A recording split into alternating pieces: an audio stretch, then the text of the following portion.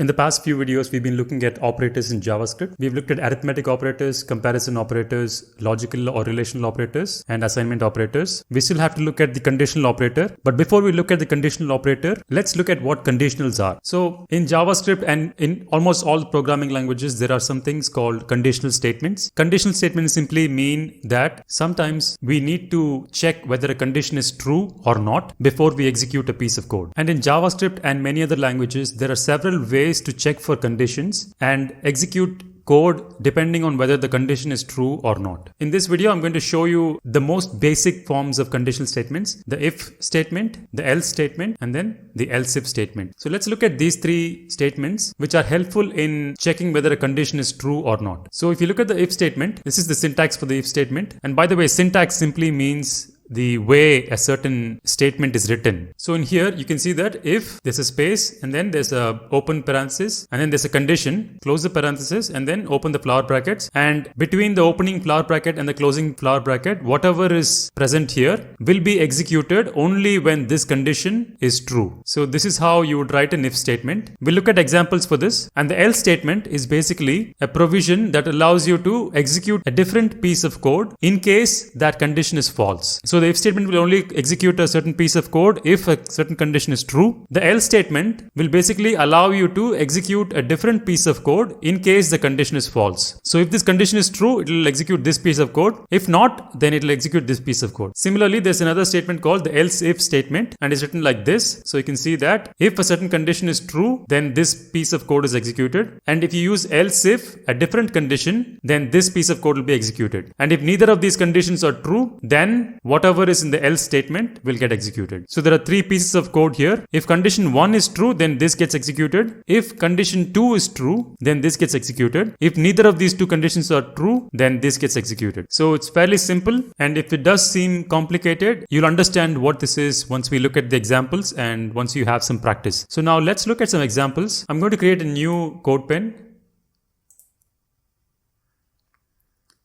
So I'm going to call this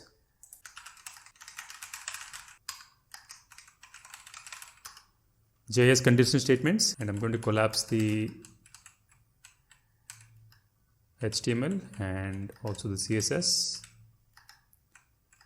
So now let's look at some examples for how conditional statements are written. So I'm going to write a simple if statement. I'm going to say if true, document.write, this condition is true. So we got this output.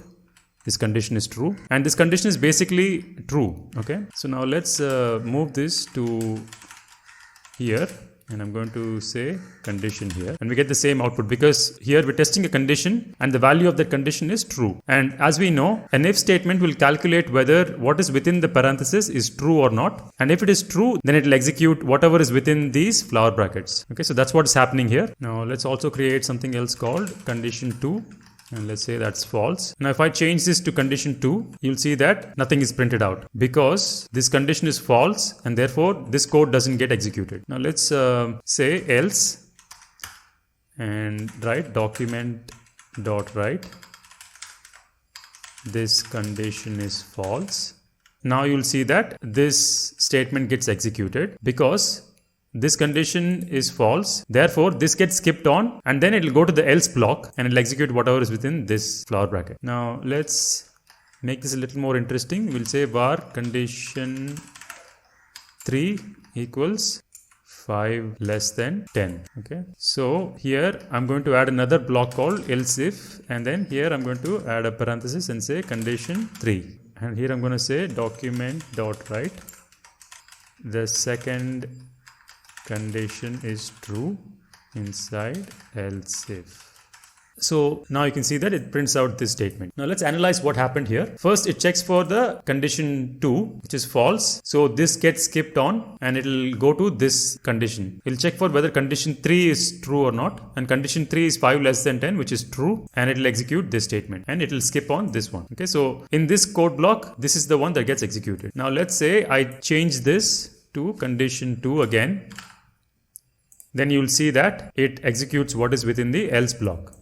Because both these conditions are false, therefore it goes to else statement. Now let's say that I change this condition 2 to condition which happens to be true. We'll see that it'll print out this line because this is true. So it'll automatically print out this line and it'll ignore these lines. So you have to understand that all of these lines only matter if this condition is false. If this condition is true, it will execute this part and then exit from the block. It will go directly here outside of the block. But if this is false, then it will check this condition. If this is true, then it will execute this part. But if this is also false, then it will go to the else statement. Okay, I hope you understand that. Now, if this is confusing to you, don't worry. It's actually very simple. You'll get it as you practice more on your own. In case you have any questions or comments, please post that in the comment section down below. I'll help you out. Please make sure to like and share this video and also subscribe to our channel and press the bell icon for notifications. Thanks for watching. I'll see you in the next one.